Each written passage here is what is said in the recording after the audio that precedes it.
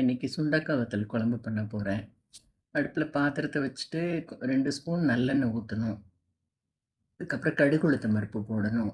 அது நல்லா பொரிஞ்சு வந்ததுக்கப்புறமா வெங்காய வடகம் அதில் போட்டுட்டு நல்லா கிண்டி விட்டுட்டு கொஞ்சம் சிகப்பாகிற வரைக்கும் அதை கொஞ்சம் ஃப்ரை பண்ணணும். வத்தல் வடகம் சுருண்டு வந்ததுக்கப்புறமா வெங்காயம் தக்காளி அரைச்சது அதில் போடணும்.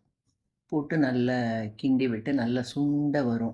சுண்ட நல்லா தண்ணி எல்லாம் எடுத்த உடனே அதை திக்னஸ் வரும். அந்த திக்னஸ் வந்ததுக்கப்புறமா மஞ்சப்பொடி போடணும்.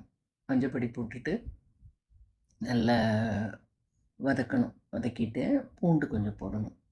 பூண்டு ஒரு 4, 5 பூண்டு போட்டு கிண்டி விட்டுட்டு அதுக்கப்புறம் சுண்டைக்காயை அதில் போட்டு நல்லா சுருளை வதக்கணும். அப்போ அந்த சுருளை வதக்கிறப்ப அந்த எண்ணெய் சுண்டைக்காயில் போய் அது நல்லா அந்த கசப்பு தன்மையெல்லாம் கொஞ்சம் எடுத்துரும்.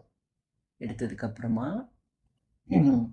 நல்ல மிளகாப்பொடி ஒரு 3 ஸ்பூனு, மல்லிப்பொடி ஒரு 2 ஸ்பூனு, குழம்பு பொடி ஒரு 2 ஸ்பூன் போட்டு நல்லா கிண்டி விடணும். நல்லா திக்காக கிண்டி விட்டுக்கிட்டே இருக்கணும்.